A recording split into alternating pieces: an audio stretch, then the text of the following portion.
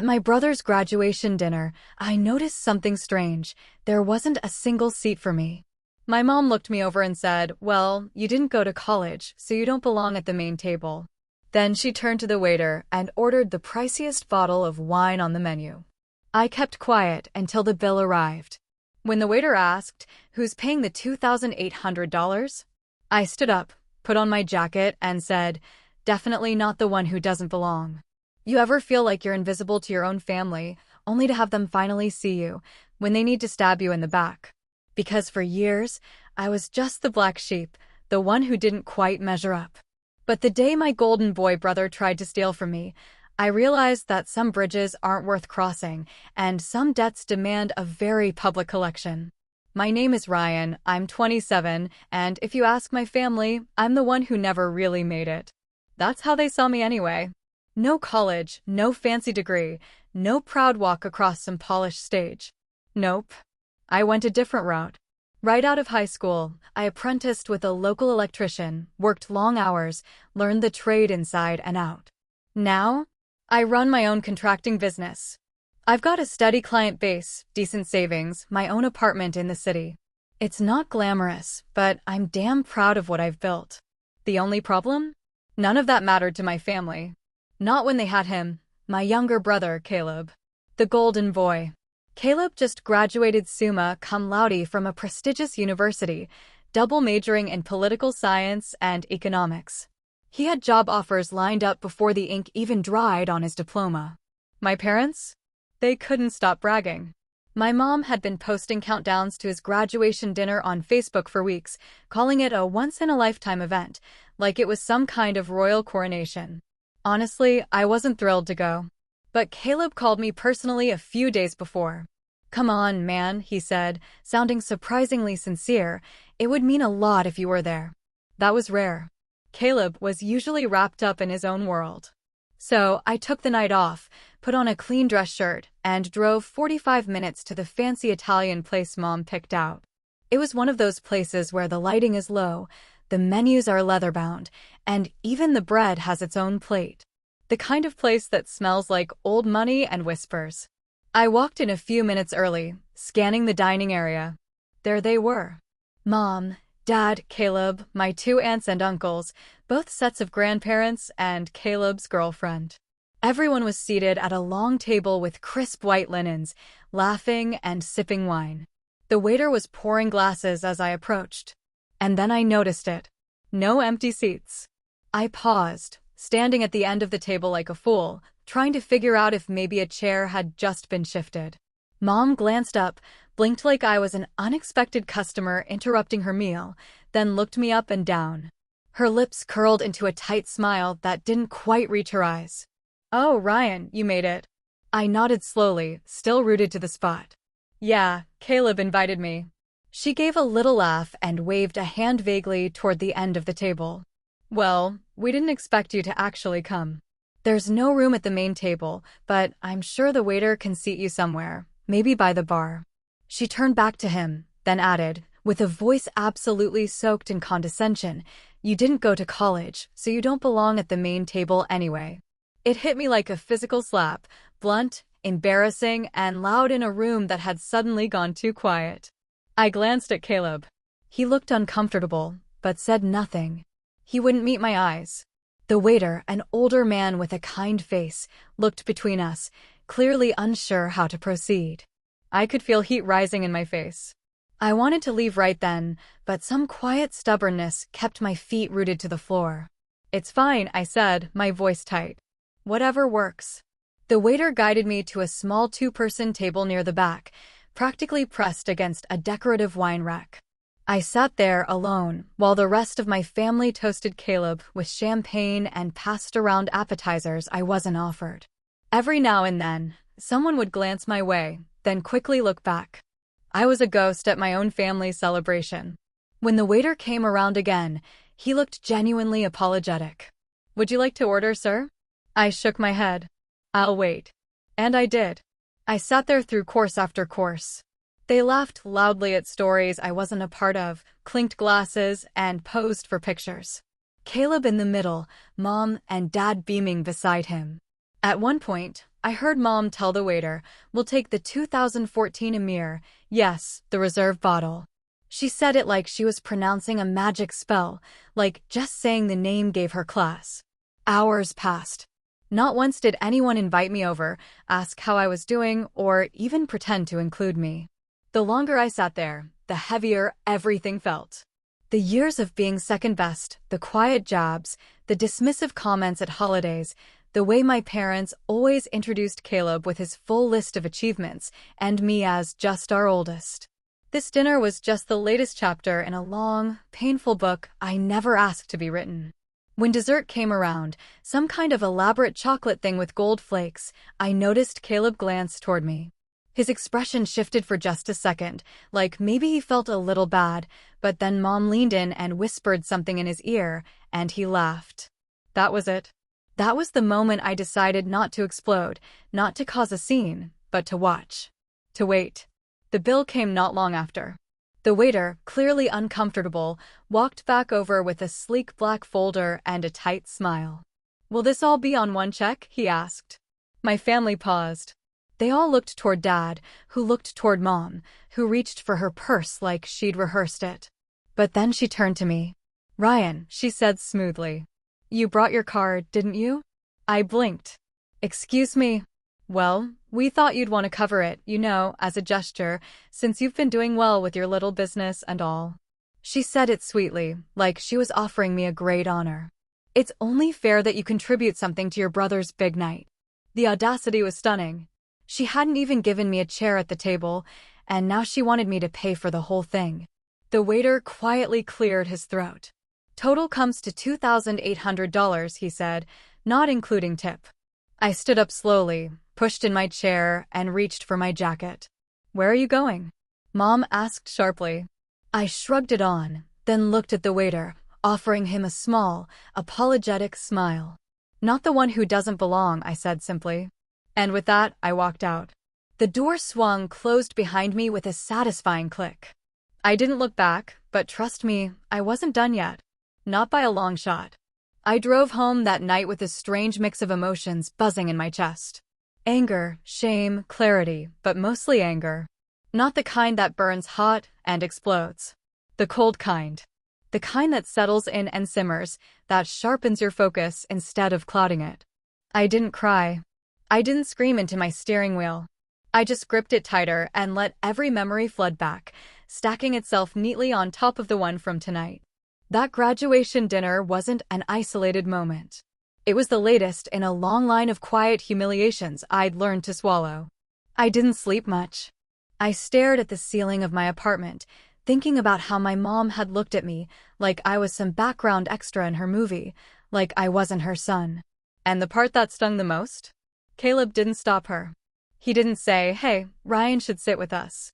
He didn't tell the waiter to grab another chair. He didn't even text afterward to ask why I left. And maybe I shouldn't have expected him to. Caleb had always been the favorite. Ever since we were kids, it was like he wore a spotlight. Straight A's, piano recitals, student council. Meanwhile, I struggled with math, hated crowds, and preferred taking things apart in the garage. I wasn't dumb. I just wasn't him. And that meant Mom never really saw me. There's a specific kind of pain in being tolerated by your own parents. A few days passed before I heard anything from them. Not a call, not a text, nothing. It was like I'd never even been there. Then that Friday, I got a message from my dad. "Hey, we need you to come over and help us fix the ceiling fan in the den. It's acting up again." No, how are you? No mention of the dinner. Just another casual request, like I was the family handyman they could call whenever something needed tightening or replacing. I left the message on read. That afternoon, Mom sent me a follow-up. "Your father asked you to help. Please don't be difficult." I stared at that one for a long time. Don't be difficult. That was her way of saying, don't remind us that we treat you like garbage. Just keep doing your job. Eventually, I replied, "Busy with clients this week. Hire someone."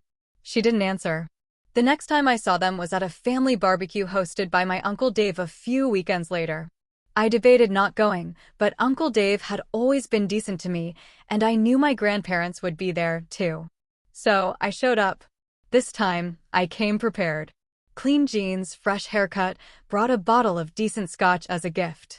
I knew what was coming. I just didn't expect it to start so fast. "Look who actually decided to join us," Mom said the moment I stepped into the backyard. She was standing near the grill, sunglasses perched on her head, wine glass already in hand. "Hopefully, you don't walk out before dessert this time." I forced a smile. "Good to see you too."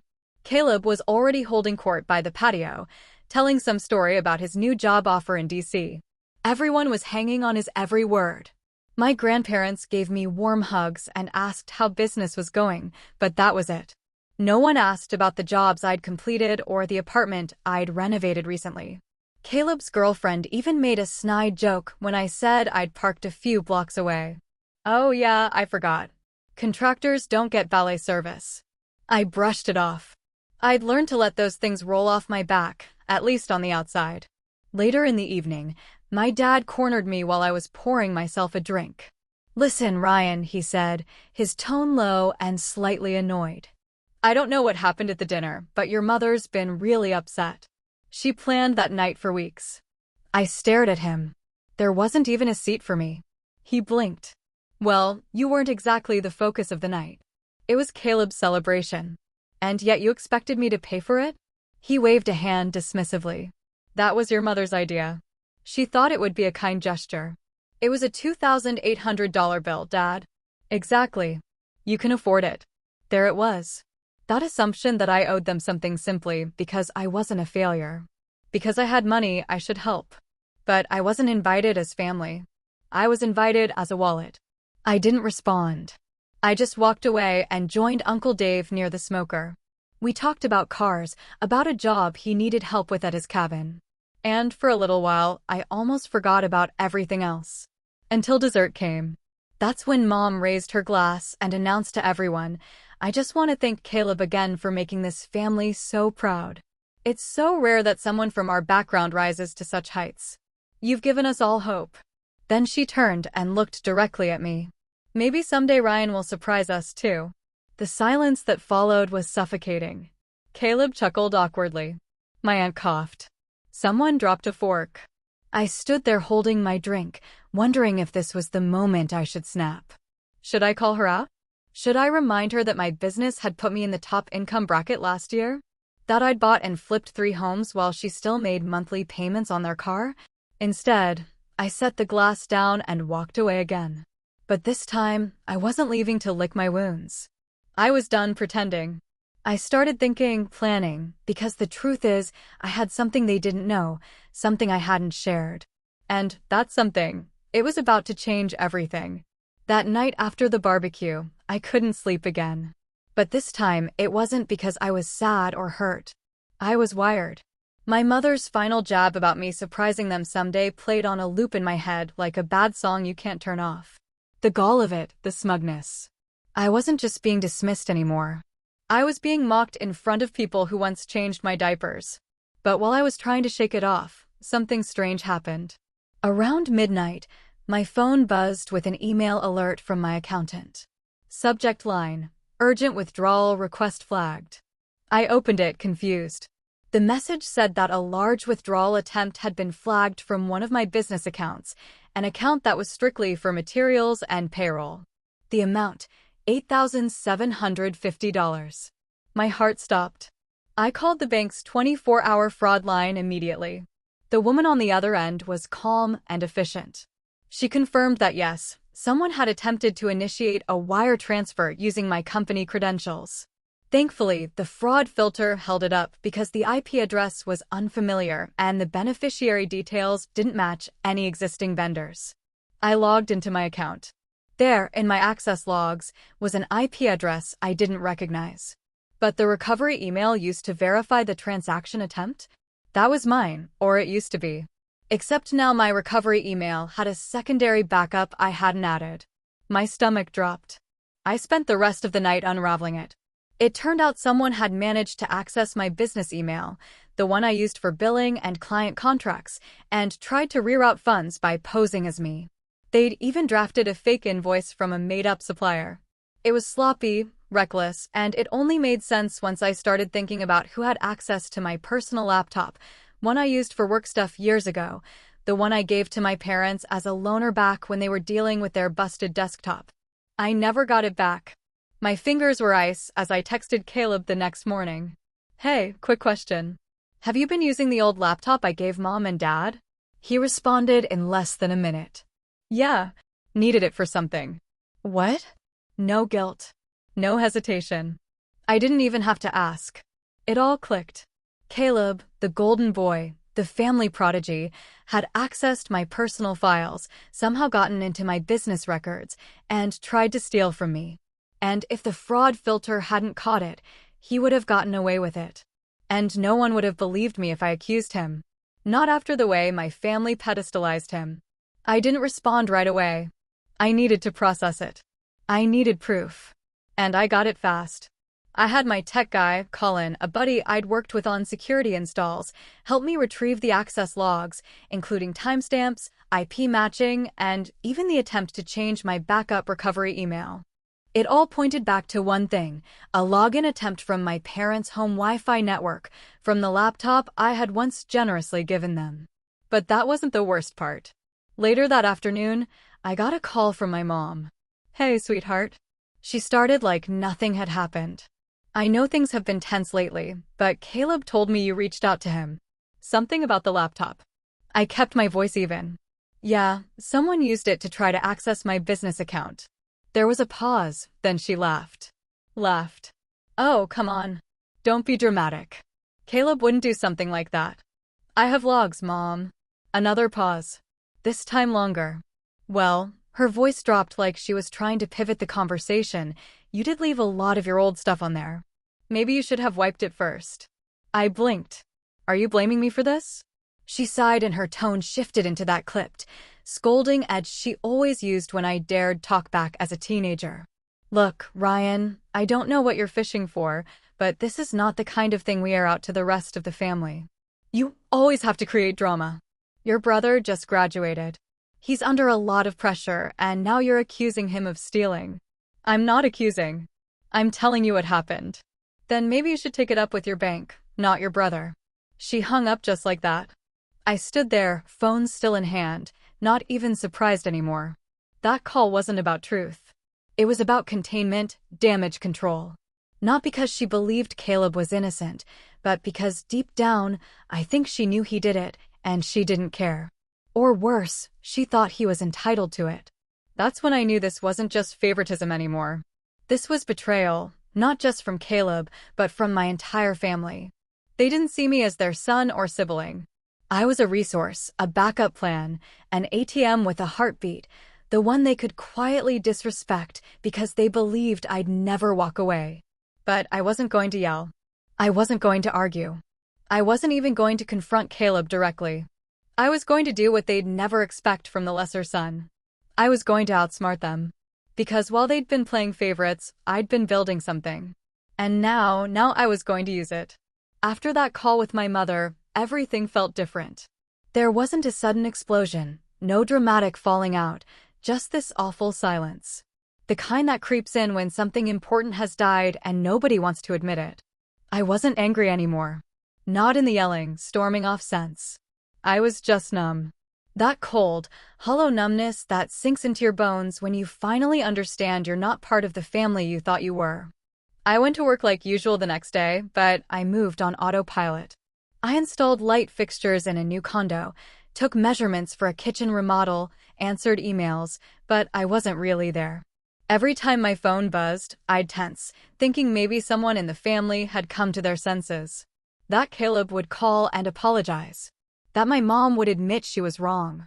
That maybe, just maybe, someone would choose me for once. They didn't. Not that day, not that week. Not even when I sent a short message to the family group chat. I have evidence that someone used my business email and account to attempt a wire transfer. It was blocked. This is serious. Whoever did it needs to come forward before I take legal steps. No one replied, not even a question. They read it. I saw the read receipts. And went on with their lives. I didn't know what hurt more, the betrayal itself, or the fact that it didn't seem to matter to any of them, that they could ignore something so serious, so deliberate, and pretend it hadn't happened. all because it was easier to keep Caleb on his pedestal and me in the shadows. The following weekend, I visited my parents' house. Not to fight, not to confront. I told them I needed to pick up some tools I'd left in the garage years ago. I didn't bother ringing the bell. I had a key. The house smelled like furniture polish and lemon air freshener. Familiar, almost comforting. I walked past the living room where a giant canvas of Caleb in his graduation gown now hung above the fireplace. My mother had framed it in gold. In the garage, I found the old laptop on a shelf, half covered in dust. I slipped it into my backpack and left without saying a word. Back at home, I spent hours going through the files. I pulled the hard drive, cloned it, and gave it to Colin. Find everything, I told him. Even deleted files. He didn't ask questions. He just nodded. While he worked, I started cleaning out my apartment. Not because I was moving. Not yet. But because I needed clarity. I boxed up the family photos. Birthday cards from years past. That old wood carving Caleb made me in 7th grade that I'd kept on my shelf for reasons I no longer understood. I packed it all away. Every reminder of a version of my family that never really existed. A few days later, I went to visit my grandparents. They lived about 30 minutes outside the city in a small cottage surrounded by apple trees. My grandfather had taught me how to rewire a fuse box when I was 12. He was one of the few people in my family who had ever treated me like I mattered. When I arrived, they were sitting on the porch sipping sweet tea. My grandmother's face lit up when she saw me. "Oh, Ryan, we were just talking about you." I smiled, but it was tight. "Yeah, what about?" She patted the seat beside her. "Your mom's worried, sweetie. She says you've been distant and that you've been saying some things about Caleb." I sat down slowly. "Did she mention what Caleb did?" "She said you accused him of stealing from you, that it was some kind of misunderstanding, that you overreacted." I looked at my grandfather. He didn't say anything, just watched me carefully. I took a breath. It wasn't a misunderstanding. He tried to move money out of my business account using my credentials. I have proof. And Mom told me to take it up with the bank. My grandmother's smile faded. "Oh." Grandpa spoke for the first time. "Do you have the police involved?" "Not yet." He nodded slowly. "You should." The rest of the visit was quiet, kind but stiff, like they didn't quite know what to say or didn't want to believe it. I left before dinner, hugging them both tightly. That drive home was when I realized I'd hit bottom. Not financially, not in terms of success, but emotionally. I had no one left to lean on. No one in my family believed me or wanted to. I was the villain in their story now, the one who was ruining Caleb's future with wild accusations. I stayed home the next day. I didn't go to job sites, didn't answer emails. I sat at my kitchen table with a legal pad and a pen, and I started writing everything. Dates, messages, conversations, transactions. I created a timeline, documented the evidence, laid it out like a case file. Not to go nuclear. Not yet. But because I knew I needed to stop pretending things would fix themselves. That evening, Colin texted me. "You're going to want to see this. Meet tomorrow." The message made my pulse spike. Something told me he'd found what I was hoping for, or maybe what I feared. But even as I stared at the screen, my heart already racing, I felt a strange sense of calm. Because I wasn't the one spiraling anymore. They were. And I was finally getting ready to take control. The next morning, I met Colin at a quiet cafe near the tech firm where he worked. He was already at a back table with his laptop open, sipping black coffee and looking unusually serious. When I sat down, he turned the screen toward me. "Buckle up," he said. He'd recovered more than I expected. Deleted files, cache logins, even old drafts of the fake invoice Caleb had created. And then there it was, the smoking gun, a document labeled test_invoice_draft2, dated just 3 days before the wire transfer attempt, with Caleb's name still in the metadata. Not only that, but the file had been accessed from an IP address that matched one of Caleb's known devices, a laptop registered under a student license from his university account. Colin had cross-verified the IP with some public information he could pull from school forums Caleb had posted on years ago. "This isn't just shady," Colin said. "It's criminal." He handed me a USB drive with all the files and logs neatly organized. I sat there for a moment, quiet. "You okay?" he asked. I nodded. "Yeah, I think I am." Because finally, I wasn't playing defense. I wasn't sitting in a corner hoping my family would see me, hoping they'd listen, hoping someone would do the right thing. I had the truth, and I had it in a form they couldn't dismiss.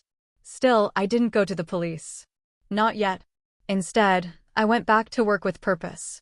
That week, I landed a huge contract for a series of luxury townhouses outside the city. It was the kind of job that came with media coverage and a fat payday. I'd built enough credibility over the years that I didn't have to pitch hard. They knew my name. My work spoke for itself. I upgraded my website, hired 2 full-time assistants, bought new equipment, rented a small office space downtown with a glass door and my logo in sleek lettering, Ryan Archer Contracting, clean, reliable, trusted. It felt surreal, like I was finally stepping into the version of myself I'd been working toward for years, but without the weight of trying to prove it to anyone who didn't want to see it. And then something unexpected happened. I got a call from a local magazine that covered small business owners and entrepreneurs. One of the editors had heard about my townhouse project and wanted to do a feature, a local success story spotlight. They came to the job site, took pictures, interviewed me. I told them about my start, my apprenticeship, the slow grind of building a business from scratch. They asked about family. I smiled and said, "Let's just say I come from a place where I learned the hard way that success doesn't always mean support." The article came out the following month. It wasn't viral, but it got attention. Clients started referencing it when they reached out. And of course, my mom saw it. She texted me one morning out of nowhere. "Saw the article. You look good in a hard hat. Maybe now you'll get some respect. No congratulations. No, I'm proud of you. Just another dig wrapped in a compliment." I didn't reply. I was done begging for recognition. Instead, I forwarded the article to my grandfather. He called me an hour later. "I read every word," he said, his voice thick with emotion. "You've built something to be proud of. Don't let anyone make you feel otherwise." That meant more than any Facebook post ever could. I was rising, and they couldn't ignore it anymore. Caleb might have had a diploma, but I had something far more dangerous. Receipts, success, and independence. And now I was in a position they didn't expect. A place of power with nothing to lose. And just when I thought I might leave things be, a wedding invitation arrived in my mailbox. White envelope, gold trim, my full name written in ornate cursive. "You are cordially invited to the engagement party of Caleb Archer and Natalie Clean." The date was 2 weeks away. The location, a private country club. Expensive, exclusive. I turned the card over. At the bottom, in small print, formal attire. Adults only. Contributions toward the celebration are welcome. There it was. Subtle, slimy. They were trying again, pulling me back in, expecting I'd come, smile, hand over a fat envelope, and pretend none of this had happened. But they didn't know that I already had a plan. Because I wasn't just going to show up. I was going to make sure this time they'd never forget I was there. I didn't RSVP. I didn't call to decline either. Instead, I pinned the invitation to my fridge and looked at it like a blueprint, because that's what it was. Not a celebration, not a peace offering, but a message. One last jab. They were daring me to show up, daring me to either cave or be forgotten again. And the thing about me? I never respond the way they expect. The next few days, I went into full planning mode. I knew this couldn't be some petty act. It had to be clean, undeniable, and most importantly, public. Not just for the satisfaction, but because if there was anything my mother hated more than being called out, it was being embarrassed in front of people who mattered. And this country club engagement party? That was going to be her crowning moment. High society, catered food, elegant outfits, polite applause. She wasn't throwing it for Caleb. She was throwing it through him. He was the means. The real guest of honor was her ego. I just had to find the right way to crack it. Then came a lucky break. 2 days before the party, I had lunch with a longtime client, Meredith. She was a sharp, no-nonsense attorney who'd hired me a few years ago to redo her home office. Over time, we'd become something between friends and colleagues. She knew I wasn't close with my family, but I'd never gone into the full story.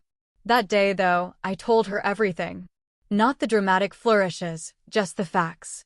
The financial betrayal, the denial, the silent treatment, the wedding invite.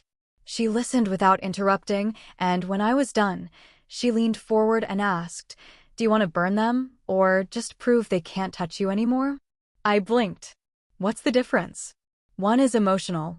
The other is permanent. Then she slid her business card across the table and flipped it over. On the back, she scribbled a name, Jonathan Marsh, CPA. "Call him," she said. "Tell him I sent you. He handles financial forensics." Quietly, it took me 5 minutes after I got home to dial the number. Jonathan was older, sharp-eyed, and efficient. After I explained the situation and forwarded the USB drive Colin had created, he asked, "Has your business ever been formally audited?" "No," I said. "I've kept everything clean." "Good, because if there's any mess in your books, it'll reflect badly once this goes public." I sat up straighter. "Public?"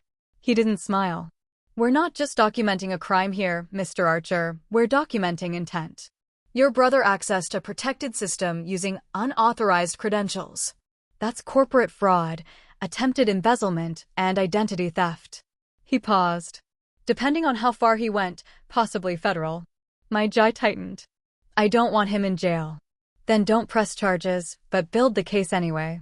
That way, you decide how far it goes." For the next week, I worked double time. Business during the day, strategy at night. With Jonathan's help, I compiled everything into a single, clean, undeniable report. Timestamps, access logs, metadata, bank statement flags, a detailed timeline, all packaged in a professional binder with a cover page titled "Unauthorized Access and Financial Misconduct. Internal Summary, Ryan Archer Contracting LLC." The plan wasn't to shout. It was to drop the truth like a weight. Quietly, calmly, where it couldn't be ignored. 2 days before the party, I got another message from my mother. "Still haven't heard if you're coming. We're finalizing the seating chart. Let me know." I didn't reply. Instead, I sent the report. Express mail, signature required, addressed directly to her home in a sleek white envelope. No note, no threats, just the facts. And then I called the country club. I didn't need to know their menu or decor. I needed something else. The guest list. It wasn't easy. They don't just give that kind of thing out. But I called as a vendor, pretending to be confirming details on behalf of Mr. Archer. After a few polite questions, I got what I needed. The event planner's name, the head of catering, and the name of the event photographer. That last one mattered, because in my pocket, I had a copy of the magazine article, the one that painted me as a respected local entrepreneur. And in the back of that article was a note, "Photography by Cara Bishop." Same photographer. Same woman who'd done my article. I called her that afternoon. "Ryan Archer," she said brightly. "That feature of you got more clicks than anything I've done all year. You look like a guy who knew what he was doing." "I tried," I said with a small laugh. "Listen, I hear you're shooting my brother's engagement party this weekend." She paused. "Oh, didn't know he had a brother." "Yeah, happens a lot." Then I explained my situation. Not the dirty parts, just enough to say, "Would you mind if I had a quick chat with you during the event?" Just 5 minutes. No drama. "I promise." She agreed. And that's when the final piece fell into place. The story didn't need me to scream or flip tables. All I had to do was show up. Let them pretend I was invisible. And then make sure everyone watched what happened next. The day of the engagement party arrived, bright and cloudless. The kind of day my mother would call perfect for photos. I'd never been to this country club before. The kind with valet parking, polished stone fountains, and manicured hedges trimmed within an inch of their life. But I didn't show up in a designer tuxedo or anything flashy. I wore exactly what I'd worn in the article's photo shoot: dark jeans, pressed white shirt, tailored navy jacket. Clean, sharp, unpretentious. I wasn't there to impress. I was there to make a point. The valet opened my door like I was royalty. I gave him a nod and stepped inside. And immediately I saw it, the illusion. Crystal glasses clinking, strings of fairy lights twinkling in the afternoon sun, guests milling around in pastel dresses and polished shoes. My family's friends, my mother's circle, Caleb's new world. And I was the ghost again, the stranger walking through a painting he didn't belong in. But not this time. I spotted Kara, the photographer, near the back patio, adjusting her lens. When she saw me, her eyes lit up in recognition, and she gave me a quick nod. Then, without a word, she angled her lens and snapped a few photos of me walking through the event. That would come in handy later. I headed straight for the drinks table and poured myself a glass of sparkling water. I knew the moment they saw me. You could feel it, heads turning, whispers. Then, like a curtain parting, my mother approached. Her smile was tight, frozen in place. "Ryan," she said, her voice soft but sharp. "Didn't expect you to come after all." I sipped my water. Why wouldn't I come? Family event, right? She glanced around, clearly uncomfortable that we were already drawing attention. "Well, we just weren't sure you got the message. We finalized the seating and I don't need a seat," I said calmly. "I won't be staying that long." Her jaw tightened, but before she could reply, Caleb appeared. He looked good, I'll give him that. Expensive suit, clean shave, confident smile. The golden boy. The groom-to-be. "Hey," he said, almost breezy. "Didn't think you'd make it, man." "Yeah," I replied. "A lot of that going around." He chuckled awkwardly. "Listen, I know things got weird. Mom told me you were upset about the money stuff. It's a misunderstanding. It's over now, right?" I looked him dead in the eye. "You don't have to lie, Caleb. I know what you did." He blinked. "What are you talking about?" I didn't answer. I just pulled the envelope from inside my jacket. Not the full binder, just the summary page with the key evidence, the timestamps, the IP logs, his name in the document metadata, the damning invoice, and on top, a simple cover sheet with the title, Attempted Financial Fraud, Internal Summary. I handed it to him slowly. He looked down at it, scanned the top page, and his face paled. Mom snatched it from his hand, skimmed it, and immediately turned to me. "What is this supposed to be? Some stunt?" "No," I said quietly. "It's evidence. I've already filed a preliminary report with my legal counsel. If I wanted, I could take this to the police today. You want to talk about stunts? That wire transfer attempt could have sunk my business.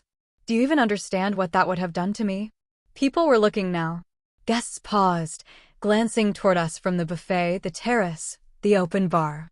And just as Mom reached for her default response, the smile, the fake laugh, "He's just being dramatic," she saw Kara. Kara's camera was raised, watching, filming. Kara had taken a position just a few feet away. Not intruding, not interfering, just capturing the moment. And that's when it all started to fall apart. "Put that away." Mom hissed at her. Kara didn't move. "I hired her," I said evenly. "She's working, and I wanted her to document everything. Not just your decorations and Caleb's tie, but the real story. The one no one in this family talks about." Caleb looked like he wanted to disappear. "Ryan, please. Can we talk privately?" "Funny," I said. "Private's how this all started." "I think public is better." A hush had settled over the crowd now. Someone even turned down the music. I could feel the tension coil tight like a spring, ready to snap. But I didn't yell. I didn't accuse. I just turned toward the guests, their friends, their donors, their social club elite, and raised my voice just enough to carry. "Sorry to interrupt. I won't keep you, but I thought you should all know the bride and groom have asked for financial contributions toward their celebration. And while I was apparently invited for that reason, I'd suggest caution. The last time they accessed my financial records, they didn't ask for permission." Gasps. A few murmured, "What?" from people nearby. I let it hang for a second. Then I turned back to my mother. "You've spent years pretending I don't exist. Laughing about my business, using me when it's convenient, tossing me aside when it's not. And now, when your favorite son commits a crime, you protect him. You cover it up. But not anymore." She tried to recover. "This is ridiculous. You're making a scene at your brother's engagement." "No," I cut in. "You made the scene. You just didn't expect the camera to be pointed at you." I turned and walked away before she could speak again. Not rushed, not storming off, just done. Kara followed me out, still filming until we passed the valet. When I reached the end of the drive, the valet handed me my keys with a confused smile. Congratulations, he said. I smiled. Something like that. As I pulled away, I didn't feel angry. I didn't feel hurt. I felt clean. Because for the first time in my life, I hadn't just stood up to them. I had made sure they'd never be able to pretend I wasn't there again. And now the fallout was just beginning. The fallout didn't explode overnight. It unraveled slowly, painfully, publicly, and piece by piece. By Monday morning, the engagement party was the only thing anyone in my mother's circle was talking about. Word spread like wildfire. A few short clips from Kara's footage had been quietly passed around their country club's Facebook group, just enough to show my mother's face frozen in that perfect mix of outrage and panic, and Caleb visibly choking on his own guilt. Kara never released anything publicly, but I didn't need her to. The mere fact that the footage existed was enough. My mother's reputation as the poised matriarch with the perfect family started to crumble at the edges. Her friends stopped calling. RSVPs to the wedding dropped off without explanation. One of the vendors pulled out a week later, citing concerns over payment. Then came the real blow. Jonathan, the forensic accountant, followed through on his end. He quietly sent a summarized report of the evidence to the board of the nonprofit where my mother volunteered, a very prestigious, very image-conscious organization she lived for. She wasn't charged with anything, of course. She hadn't committed the crime herself.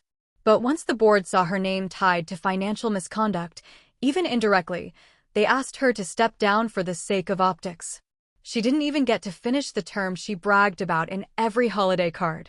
As for Caleb, it got worse. His job offer, the big one in DC, was rescinded. I hadn't planned for that part. I hadn't sent the report anywhere near his employer, but someone must have Googled him. Companies vet their hires more than ever now, especially when the word fraud starts floating around in family gossip circles. He was blacklisted before he ever started. No one called to offer him another opportunity. And after a few awkward updates on LinkedIn, he went silent. I heard he tried to pick up some part-time consulting work freelance. Nothing stuck. He sent me an email a month later. Short, 2 lines. I messed up. I know. I'm sorry. Please don't destroy what's left. I didn't reply. I didn't need to. He had already done that himself. And my parents? Well, after a few half-hearted attempts to patch things up, a forwarded meme from my dad, a birthday card from my mom signed, love always, they finally seemed to understand the truth. I wasn't coming back. Not to the holidays, not to family dinners, not to pick up the broken fan in the den. They'd burned the bridge. And for once, I didn't rush in with a fire extinguisher. Instead, I built something on the other side. Business boomed. New clients rolled in every week. People respected me. Not because of my last name or my college degree, but because I did honest, good work. I hired 2 more employees, started mentoring local trade students, and even bought my own house on a quiet street with a wraparound porch and space for a garden. And on that porch just last week, I got a letter in the mail. White envelope, handwritten address, no return label. Inside, an invitation, Caleb and Natalie's wedding. I looked at it for a long time. Then I walked it out back, lit a match, and let it burn to ash in the fire pit. No drama, no speeches, just closure. Because sometimes revenge isn't loud. It isn't flashy. It's not about tearing someone down. It's about rising so high above the people who hurt you that they have no choice but to look up and finally see what they lost.